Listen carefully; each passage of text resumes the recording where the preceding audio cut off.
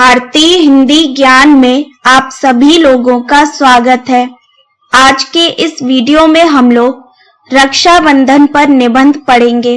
अगर आप लोग दीपावली और होली पर निबंध पढ़ना चाहते हैं तो मेरे चैनल की प्लेलिस्ट में जाकर निबंध को पढ़ सकते हैं। अगर आप चैनल पर नए हैं तो सबसे पहले चैनल को सब्सक्राइब करें और बेल आइकन को प्रेस करें ताकि मेरे आने वाली सभी वीडियो का नोटिफिकेशन आप तक पहुंच सके। तो चलिए पढ़ना शुरू करते हैं। आज हम लोग रक्षाबंधन पर निबंध पढ़ेंगे। रक्षाबंधन का निबंध पढ़ने से पहले रक्षाबंधन के निबंध में कौन कौन सी हेडिंग रखनी है इनके बारे में हम लोग पढ़ लेते हैं। सबसे पहली हेडिंग हमारी रहेगी प्रस्तावना। प्रस्तावना के बाद सेकंड हेडिंग क्या होगी? रक्षाबंधन का अर्थ क्या है? रक्षाबंधन का अर्थ बताने के बाद थर्ड हेडिंग है रक्षाबंधन कब मनाते हैं। इस हेडिंग में हम लोग रक्षाबंधन कब मनाते हैं इसके बारे में लिखेंगे। उसके बाद फोर्थ हेडिंग होगी रक्षाबंधन कैसे मनाते हैं। रक्षाबंधन मनाने का तरीका जो है वो हम लोग इस हेडिंग में लिखेंगे। इसके बाद फिफ्थ हेडिंग होगी रक्षाबंधन क्यों मनाते हैं। अब रक्षाबंधन क्यों मनाते हैं तो इससे संबंधित जितनी भी कथाएं प्रचलित हैं जैसे कि पौराणिक कथा, ऐतिहासिक कथा, महाभारत में राखी की कथा, ये सभी जो प्रचलित कथाएं हैं इनके बारे में हम लिखेंगे। तो पौराणिक कथा और ऐतिहासिक कथा, महाभारत में राखी की कथा, ये हमको इस हेडिंग के अंदर लिखना है। इसके बाद लास्ट हेडिंग है उपसंहार। रक्षाबंधन में ये सभी हेडिंग बहुत इंपॉर्टेंट हैं। अगर आप लोग रक्षाबंधन पर निबंध लिख रहे हैं तो इन सभी हेडिंग को जरूर लिखें। अब हम लोग इस निबंध को पढ़ते हैं कि किस हेडिंग में हमें क्या क्या लिखना है। सबसे पहले हम लोग पढ़ेंगे प्रस्तावना। प्रस्तावना हेडिंग में क्या क्या लिखना है तो यहाँ पर इसको हम लोग पढ़ते हैं। हमारे देश में विभिन्न त्योहार मनाए जाते हैं। दीपावली, दशहरा, होली, उन सब में रक्षाबंधन भी एक महत्वपूर्ण त्योहार है। यह त्योहार हिंदू धर्म के लोग बड़ी ही श्रद्धा पूर्वक से मनाते हैं। रक्षाबंधन प्राचीन काल से ही मनाया जाता है। इस दिन बहन अपने भाई को राखी बांधती है। रक्षाबंधन भाई बहन के बीच प्रेम का प्रतीक है। इस त्योहार को सभी लोग खुशी से मनाते हैं। यह हमारे यहाँ एक ऐसा त्योहार है जिसमें भाई अपनी बहन को उसकी रक्षा का वचन देता है। रक्षाबंधन एक धागा ही नहीं बल्कि विश्वास एवं कर्तव्य का प्रतीक है। जैसा कि हम सभी लोग जानते हैं, यह त्योहार बस एक वचन तक सीमित नहीं है बल्कि भाई अपनी बहन की हर खुशी का ख्याल रखता है। रक्षाबंधन के अवसर पर बाजार में बहुत रौनक रहती है। आज के समय में बाजार में रंग बिरंगी राखियों से बाजार की रौनक और बढ़ जाती है। लोग तरह तरह की राखियों को खरीदते हैं और भाई अपनी बहन के लिए उपहार भी लेते हैं। तो प्रस्तावना में हमें इतना मैटर जरूर लिखना है। उसके बाद सेकंड हेडिंग है रक्षाबंधन का अर्थ क्या है। इस हेडिंग में हम लोग रक्षाबंधन के अर्थ को पढ़ते हैं। रक्षाबंधन का अर्थ है रक्षा करने वाला, अर्थात बहन के द्वारा भाई को बांधा गया धागा रक्षा सूत्र है। भाई अपनी बहन को रक्षा करने का वचन देता है। इस दिन बहनें भाइयों को सूत की राखी बांधकर अपने जीवन की रक्षा का उत्तरदायित्व उन पर सौंपती हैं। तो ये रक्षाबंधन का अर्थ है रक्षा करने वाला, और जो धागा राखी बांधी जाती है उसे रक्षा सूत्र भी कहते हैं। उसके बाद नेक्स्ट हेडिंग है रक्षाबंधन कब मनाते हैं। ये त्योहार भारतीय धर्म संस्कृति के अनुसार रक्षाबंधन का यह त्योहार श्रावण माह की पूर्णिमा को मनाया जाता है, इसलिए इसे श्रावणी भी कहते हैं। इस दिन बहन अपने भाई के मस्तक पर टीका लगाकर के उन्हें रक्षा के बंधन में बांधती हैं, जिसे राखी कहते हैं, और भाई अपनी बहन के पैर छूकर आशीर्वाद लेते हैं।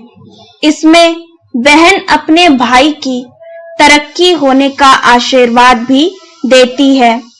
भाई अपनी बहन की रक्षा करने का वचन देता है। इस प्रकार से यह त्योहार भाई बहन को स्नेह की डोर से बांधता है। इसके बाद नेक्स्ट हेडिंग है रक्षाबंधन कैसे मनाते हैं। इस हेडिंग में हमें रक्षाबंधन कैसे मनाते हैं ये लिखना है। रक्षाबंधन के दिन सभी लोग अपने अपने घरों में सबसे पहले एक रंगोली बनाते हैं। उस रंगोली के पास भाई और बहन बैठते हैं। फिर बहन भाई को रोली और चावल से तिलक लगाती है। बहन भाई को राखी बांधती है और मिठाई खिलाकर पानी पिलाती है। फिर भाई अपनी बहन के पैर छूकर आशीर्वाद लेता है और भाई अपनी बहन को उपहार अवश्य देते हैं। इस तरह से रक्षाबंधन मनाते हैं और घर पर बहुत सी मिठाइयां बनती हैं। सभी लोग रक्षाबंधन मनाने के बाद मिलजुल करके मिठाई खाते हैं। यदि हम लोग रक्षाबंधन के त्योहार पर गांव पर एक नजर करें तो पाएंगे कि इस त्योहार पर गांव में अत्यधिक खुशी होती है, क्योंकि गांव में बड़े परिवार होते हैं और जब बहनें राखी बांधती हैं तो भाइयों के पूरे हाथ में राखी ही राखी बंधी दिखाई देती है, जिसके कारण भाइयों का राखी भरा हाथ बहुत ही सुंदर लगता है। तो इस प्रकार से रक्षाबंधन का त्योहार हर्ष एवं उल्लास से मनाया जाता है। अब नेक्स्ट हेडिंग है रक्षाबंधन क्यों मनाते हैं। रक्षाबंधन मनाने के पीछे कई कथाएं प्रचलित हैं, तो इस हेडिंग में हम लोग उन सभी के बारे में पढ़ते हैं। रक्षाबंधन के पीछे कई कथाएं प्रचलित हैं जो कि निम्नलिखित हैं। सबसे पहले हम लोग पढ़ेंगे पौराणिक कथा के बारे में। यह कथा बहुत प्रसिद्ध है। एक बार राजा बलि अपने यज्ञ को पूर्ण करके उसने स्वर्ग पर अपना अधिकार करने का प्रयत्न किया। यह सब देखकर देवराज इंद्र ने भगवान विष्णु जी के पास जाकर उनसे मदद के लिए कहा और भगवान विष्णु से प्रार्थना की, प्रभु आज स्वर्ग में जो विपत्ति आई है कृपया उसका समाधान करें। फिर भगवान विष्णु ने वामन ब्राह्मण का रूप बनाकर राजा बलि के पास गए और राजा बलि से भिक्षा मांगी। ब्राह्मण जी ने राजा बलि से 3 पग भूमि मांगी। राजा बलि बहुत ही अभिमानी व्यक्ति था। राजा बलि ने अपने गुरु के मना करने के बाद भी 3 पग भूमि दान कर दी। फिर भगवान विष्णु ने सारा धरती आकाश नाप करके राजा बलि को पाताल भेज दिया। राजा बलि ने अपनी भक्ति के बल से भगवान विष्णु जी को अपने सामने रखने का वचन ले लिया। यह सब देखकर लक्ष्मी जी चिंतित हुईं। लक्ष्मी जी परेशान होकर नारद जी के पास गईं और उन्हें सब बताया। फिर नारद जी ने लक्ष्मी जी को सलाह दी। लक्ष्मी जी राजा बलि के पास गईं और राजा बलि को रक्षा सूत्र बांधकर उसे अपना भाई बना लिया और भेंट स्वरूप लक्ष्मी जी ने विष्णु जी को मांगा। इस प्रकार से लक्ष्मी जी विष्णु जी को अपने साथ ले आईं। जिस दिन लक्ष्मी जी ने रक्षा सूत्र बांधा था, उस दिन श्रवण मास की पूर्णिमा तिथि थी। तो ये पौराणिक कथा बहुत ही प्रचलित है। उसके बाद दूसरी कथा है ऐतिहासिक कथा। इसको भी हम लोग पढ़ते हैं। एक बार की बात है, मेवाड़ की रानी कर्मावती थी। कर्मावती बहुत ही अच्छे स्वभाव की स्त्री थी। वह एक वीर योद्धा थी। वह अपने राज्य की जनता के लिए बहुत कुछ करती थी और उन सभी लोगों की रक्षा करती थी। फिर एक दिन रानी कर्मावती को सूचना मिली कि उसके राज्य पर बहादुर शाह मेवाड़ पर आक्रमण करने वाला है।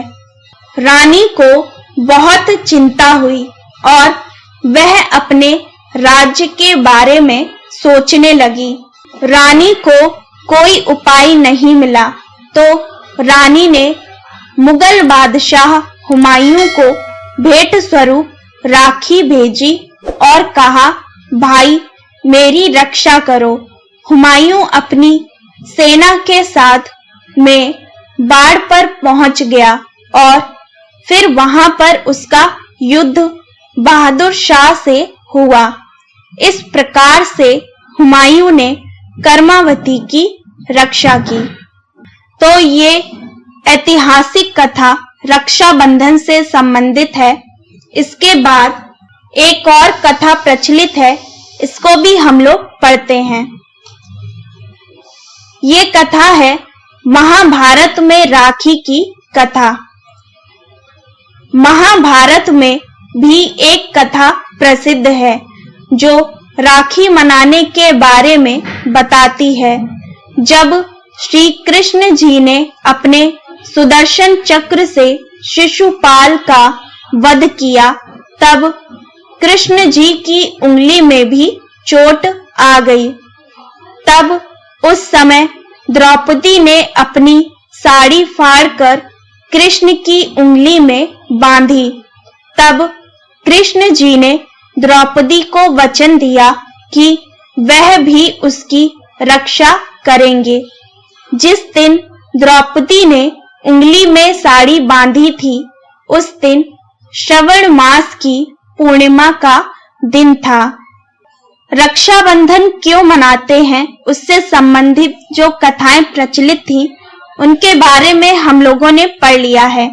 अब नेक्स्ट हेडिंग है उपसंहार। उपसंहार रक्षाबंधन की अंतिम हेडिंग है। इसमें हम लोग पढ़ते हैं, अतः हम यह कह सकते हैं कि रक्षाबंधन भाई बहन के प्रेम, विश्वास एवं रक्षा का प्रतीक है। एक भाई अपनी बहन की रक्षा करता है। जब हमने रक्षाबंधन के बारे में प्रसिद्ध कथाएं पढ़ी तो जाना कि इसका महत्व कितना ज्यादा है।